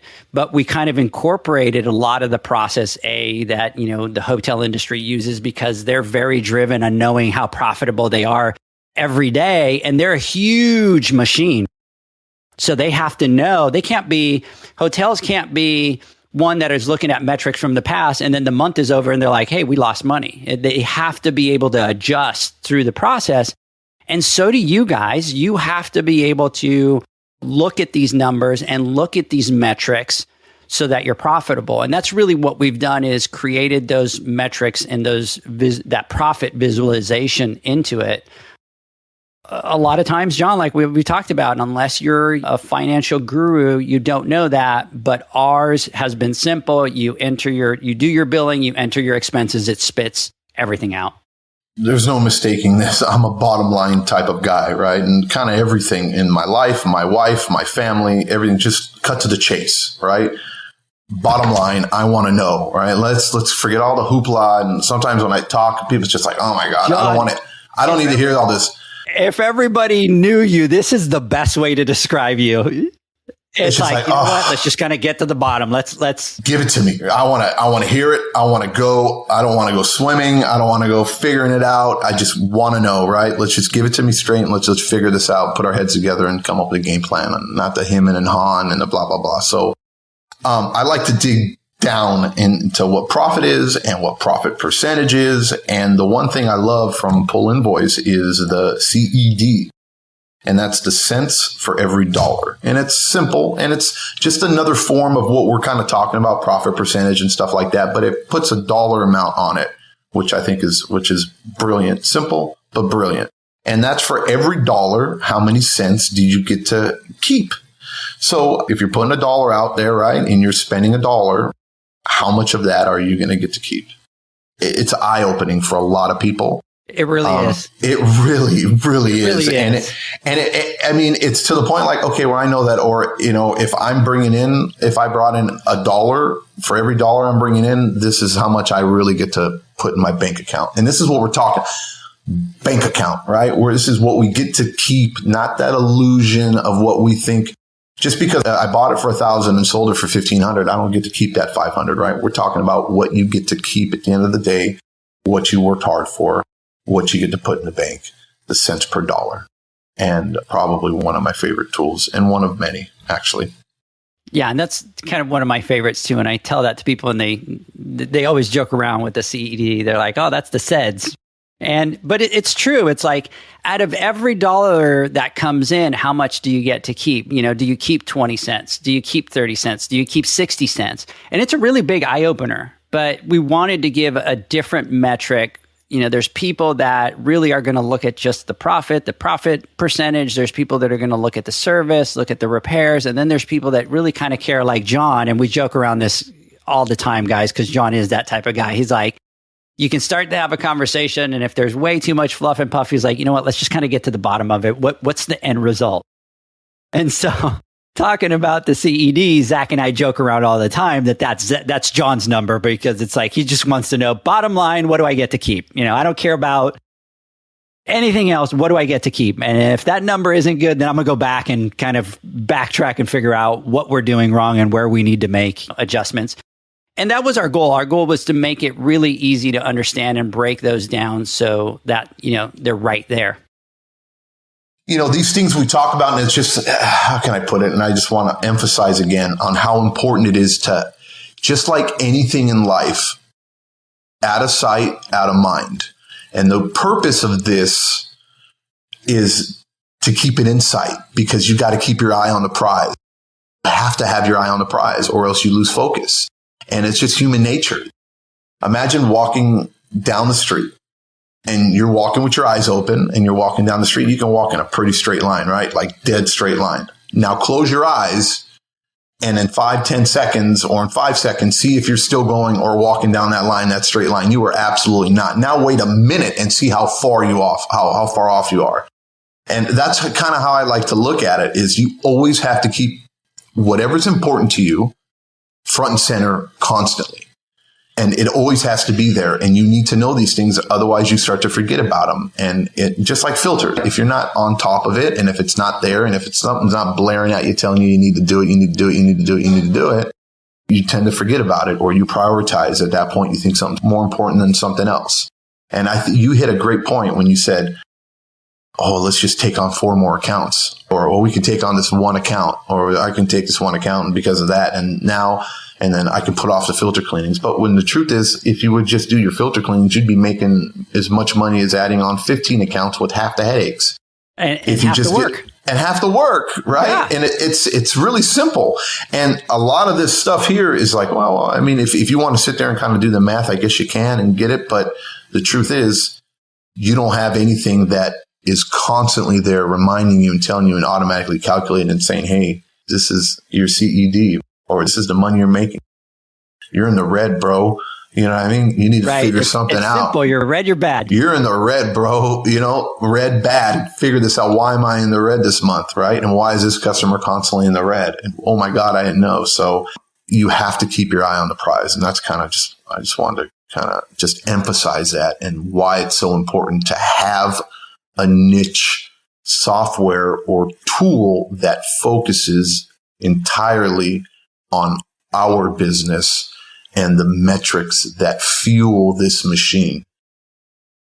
And our goal all along has been really to kind of add things to it that are going to allow a brand new pool guy, John, as he's starting, to just be able to use this pool and have an eye-opening experience. But we're also going to add tools to it that are really going to take that business to the next level, because we talk about becoming, a nation of pool pros. And we totally believe that. We totally believe in the nation of pool pro thought process, that we want to take our industry to that higher level so that, like everybody says, we want to be more respected in the industry. We want to be able that.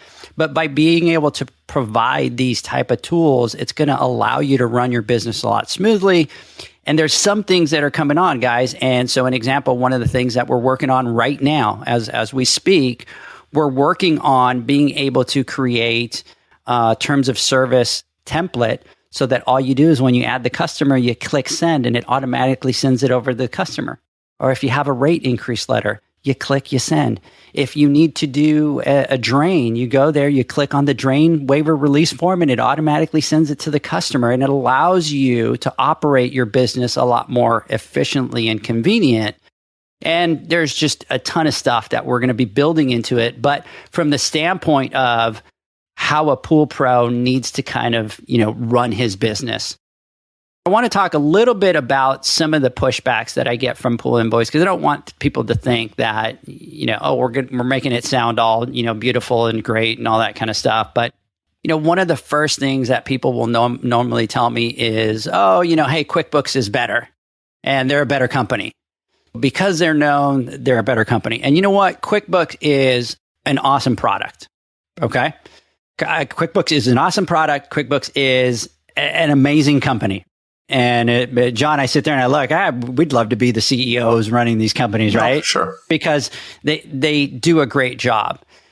But I normally will get an accountant that will look at it. And I've had this happen to me, John, where I have an accountant that is working for a pool company and the pool company tells them, hey, we want to use this software. And so the first thing that they do is, you kind of have QuickBooks, this is what we need to use. They'll say, it focuses on invoicing and the thing is, guys, that QuickBooks is a great accounting software and your accountant is really going to worry about that bottom line, because at the end of the year, all he cares about, what are your income, what are your expenses, and let's file your taxes. And that's probably a great, amazing software to do that. But if you need something that is going to give you metrics, something that's going to allow you to, as the months go along, you are able to adjust your business and make your business more profitable, then you need something like this where you're entering that data and it's spitting out those metrics over to you.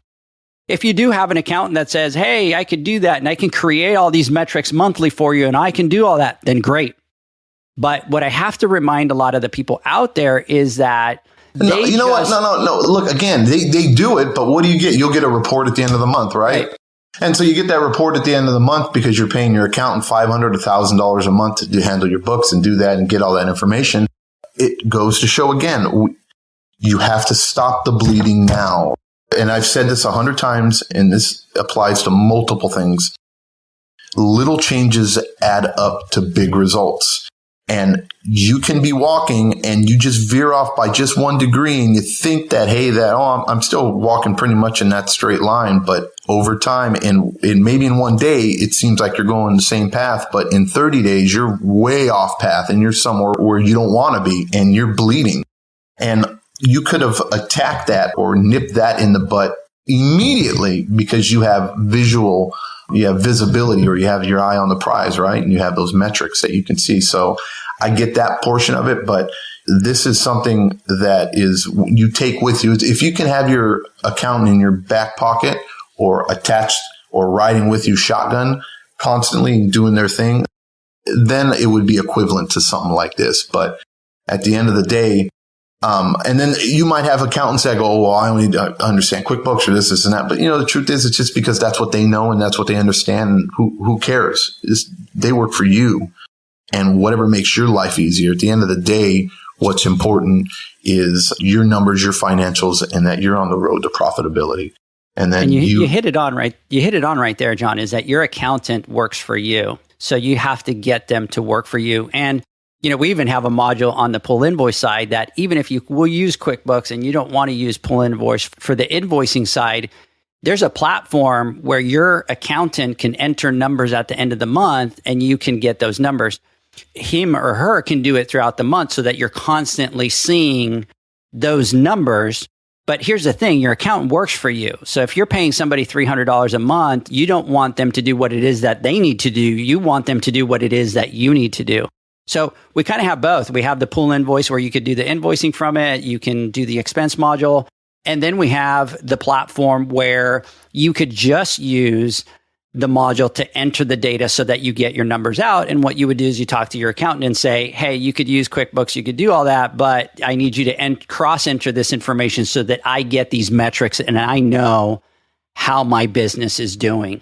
And here's another thing is you have to be careful with some of these other softwares. And that is as they start to import your expenses and stuff like that, you have to make sure that they're going into the right categories, John, because I know of a lot of people that they have just got into all different categories and then they just basically have to kind of close that account and start with a new one just to be able to have a fresh start and know where everything is going. Because into your chemical line, you don't want gas going in. You don't want parts going in. You don't have any of that kind of stuff. So, John, I want to talk really quick about a couple of the functions that it does. And I know that, we're talking and explaining more the metrics and the business concept to it, behind it. So there's a couple of things that I want to talk about really quick. And that is when we built Pool Invoice, all the customer information is on one page.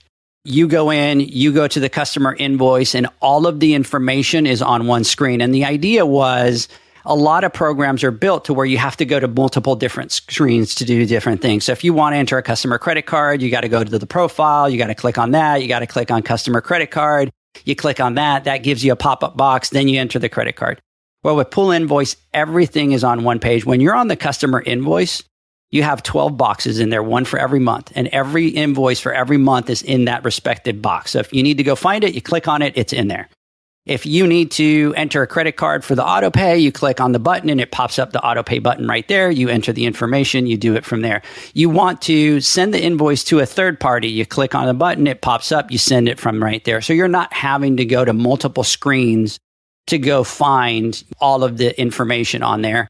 And you don't have to, there's some other programs where you have to, click on the invoices, John, and it gives you a list of 300 invoices and you got to go through them to find the customer's invoices on there.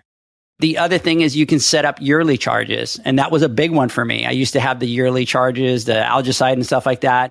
Man, came June, I had to sit there and enter them all one at a time with the other programs. But with ours, what you do is you create those yearly charges. You put what months you want it to automatically charge that charge. And when that month comes, it automatically charges it for you. So you don't need to kind of be going back and doing them on certain months or condition or any of that. And you can print, email, or text invoices. And this is a big one for me, John, because text is the future. And I've been talking to a lot of guys that are switching over to the platform, and 98% of texts are opened, and a whopping 90% of them are opened in 3 seconds. We're getting into the day and age where emails, people are getting so bombarded, they get them, they don't open them. But if they get a text, they can kind of click on it and they can see it right there. customers are going to be able to see that specifically from the tech standpoint.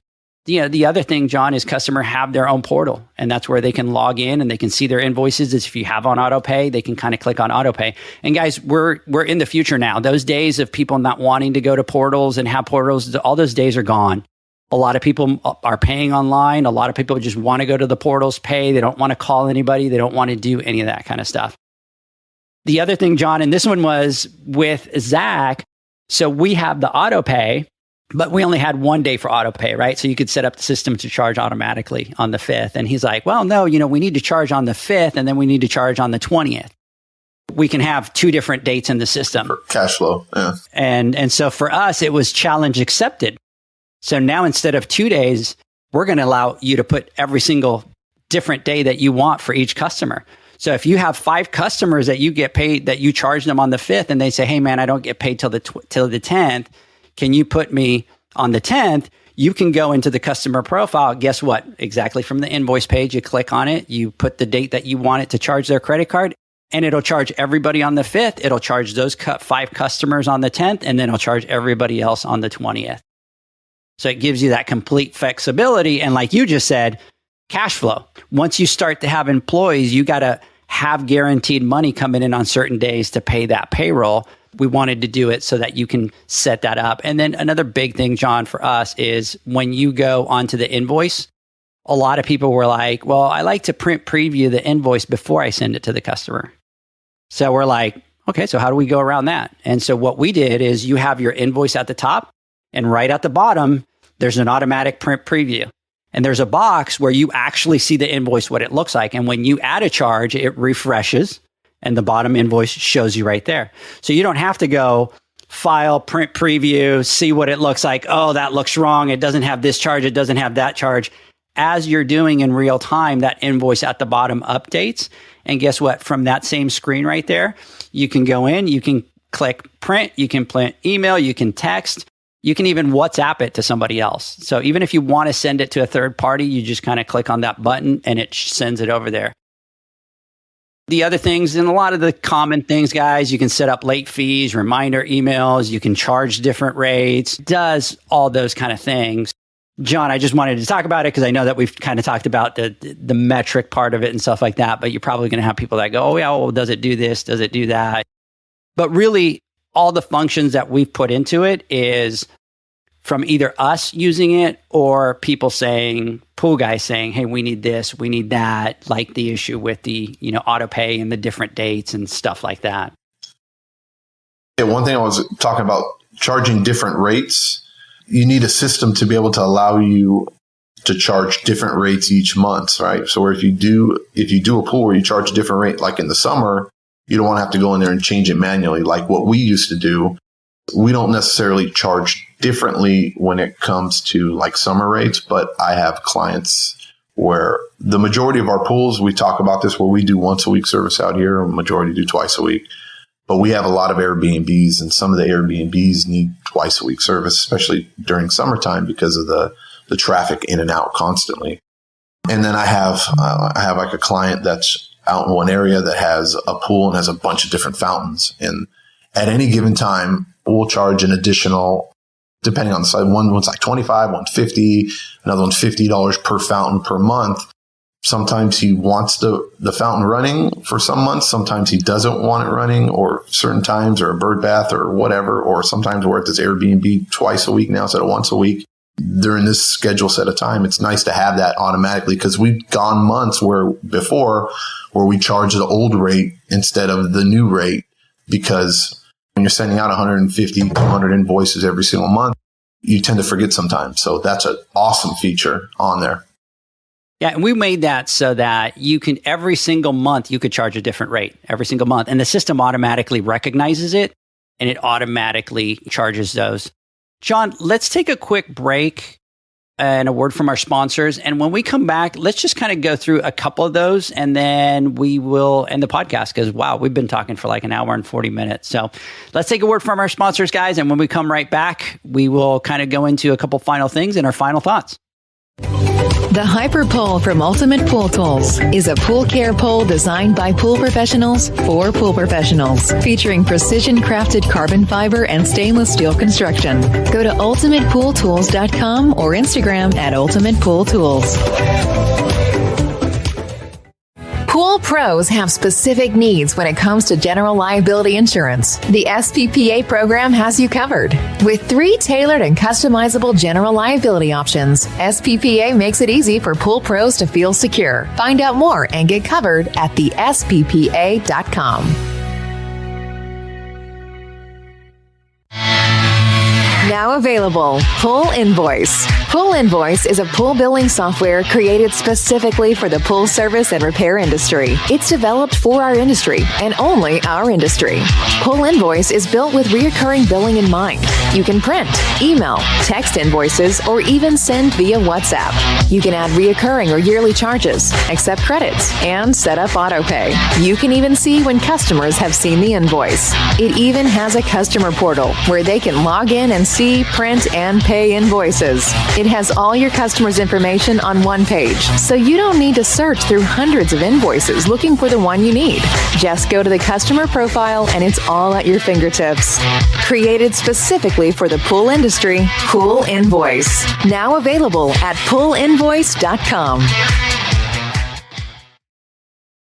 Welcome back, everybody. We're talking to John. We're talking about Pool Invoice. We're talking about all the features, metrics, micro businesses. John and I were goofing off. For you guys that can only hear us, we were goofing off during the break time. John, when you brought your headset down and you turned sideways, you totally looked like RoboCop. Like just spitting image of the RoboCop with the little thing. Whatever, bro. I guess that's better than Zach looking like the Night Stalker, right? The Night Stalker. I'll take RoboCop. For those of you that want to check it out, all you have to do is go to www.poolinvoice.com. You'll be able to access the site there. You'll be able to find the information. You can register from there. Also, at the bottom of the page, there is a link to where if you guys want to book 15 minutes for me to do a Zoom call with you, kind of go over any of the features you guys want to talk about it. You have access to a calendar there. All you do is kind of click on the date, choose the time, and it'll automatically book it in there. And then I will send you a link and we can connect. John, so coming back, so you were talking about the charging, the different rates. The other thing that was big and making sure that your system has is obviously the reoccurring invoices. And John, this one just drives me absolutely nuts. And you know what? I'm going to say it. It pisses me off. Because what happens is I hear a lot of pool guys out there that they say, oh, we kind of use this software and we kind of create invoices every single month. And I'm like, wait a second. You sit there and you create invoices one at a time every month? And they're like, yeah, we sit there and we create, 70, 80 invoices one at a time instead of having reoccurring invoices. And most systems nowadays, they all offer reoccurring invoices. It comes back to me, John, because a lot of people complain about doing their invoicing and being a month behind or being weeks behind. And what it is they're not using their software to its true potential where the software is working for them instead of doing that opposite, where now instead of the software working for them, they're working for the software, creating more work, spending more time doing all that stuff. So you guys need to make sure that you have that. And then, like John said, charging the different rates. Obviously, make sure that your system does invoices via text or email. Remember, 90% of all texts are read. Yeah, and look, the customer portal, right? And you talked a little bit about that. And you said it. We're in 2021. Can't believe almost getting into 2022. And it's funny, you sent the video, or Zach sent us the video of him when he was flying out, right? And there was a little hologram. It was just bizarre. It was a TSA hologram talking about safety or whatever. I was like, what? Like total recall. It was like, wow. I mean, it's happening, right? The movies of the 80s that we were watching, and it's happening right now. And, customer portals, the same thing too. They expect to have a platform where they can log in and they can see all their information. Just like us as service professionals, we want a portal so that when we service our clients, they want a portal so they know for each company that what they've been charged, where to go to get information. And not only where it makes it easier, it really elevates the game for you as a business. And it really helps differentiate yourself from the competition because you look more prepared, you look more professional, you look more on point, you look more serious. It's more convenient for them. It gives you a better image as a business and as a company. And it makes your life a hell of a lot easier. That way you just have everything right there so you don't have to go digging for everything. I love the portal portion of it. And a lot of times, John, what happens is customers will go to the portal first before they call you. And if you want to spend less time taking phone calls and doing all that kind of stuff, you have the portal. They could go there. If they answer their own question, they pay and they're done.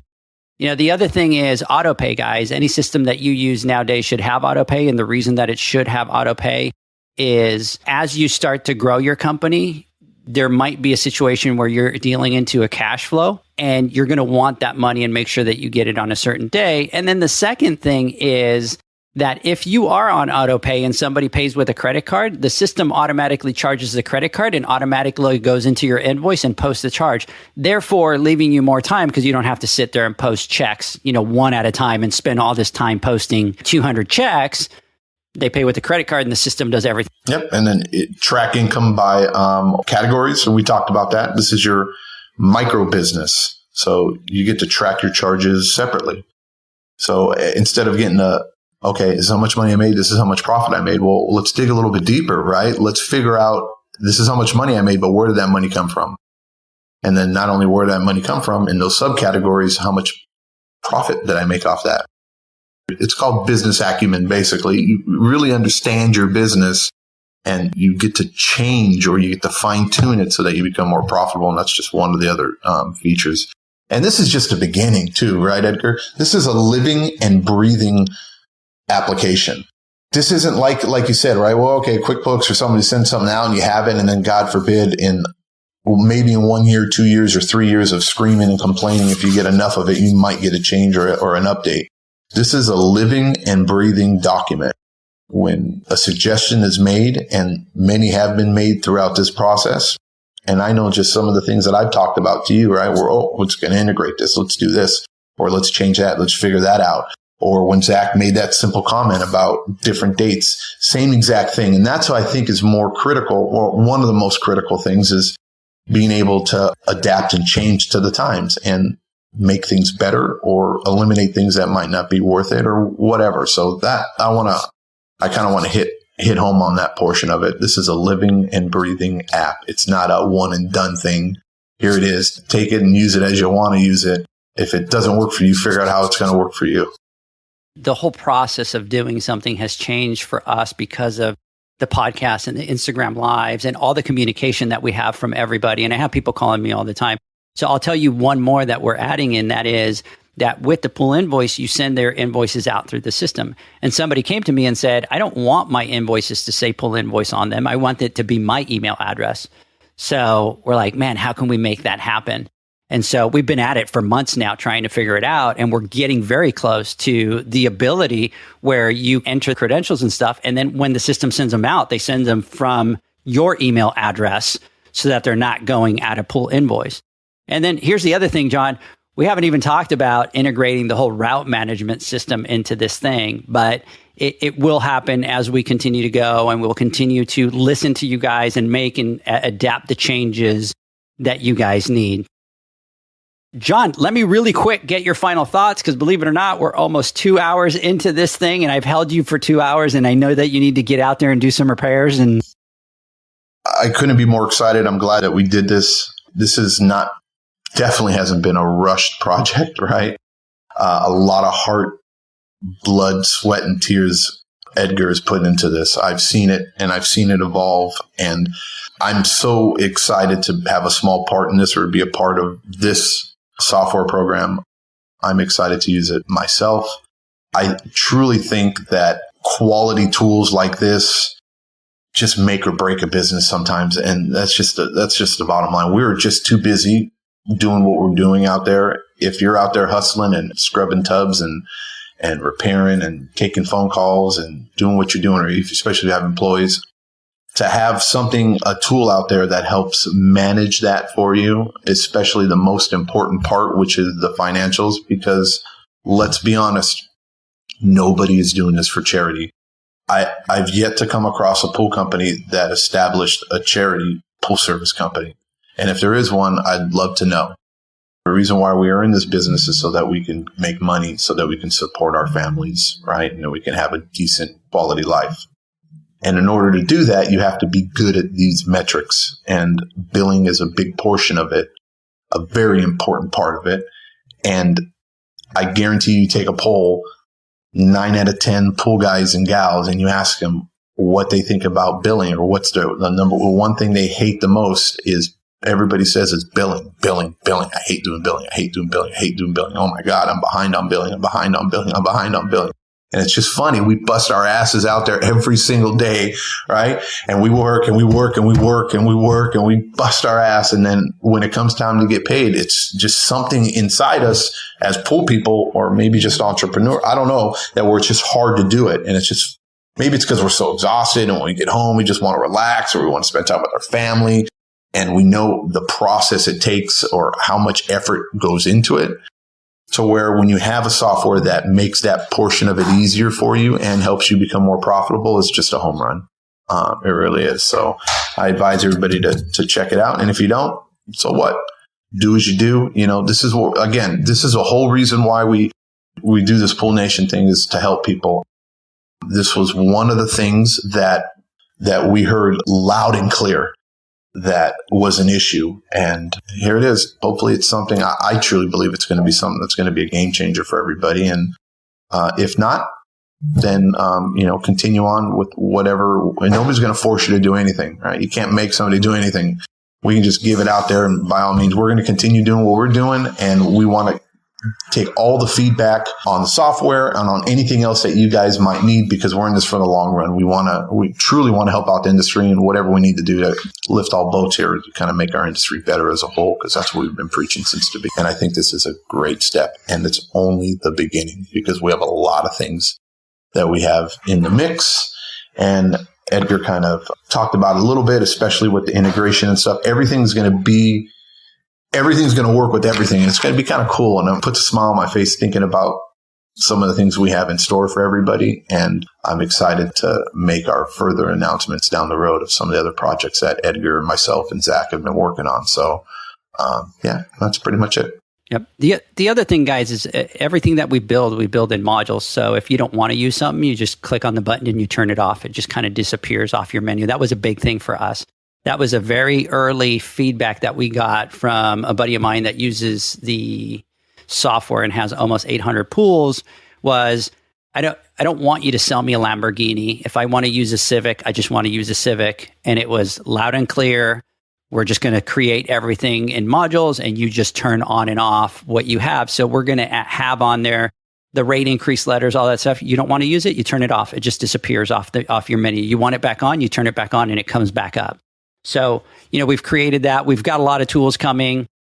Guys, if you want to continue using what you use, that's great. Use it. We do the training class that teaches you all these metrics and teaches you all the financial side to this business, all these things that we talked about today with regards to metrics and micro businesses and all that stuff. We do a deep dive into the pool business training class. So you can take that. And for everybody listening, for all the people on Facebook, I know we're still going back and forth, but there was about 6 or 7 of them that were hardcore, just listen to the whole thing. And I know that's hard while you're out there working. So a big shout out to all you guys. And John, we'll talk next week. Have a good one, guys. Bye.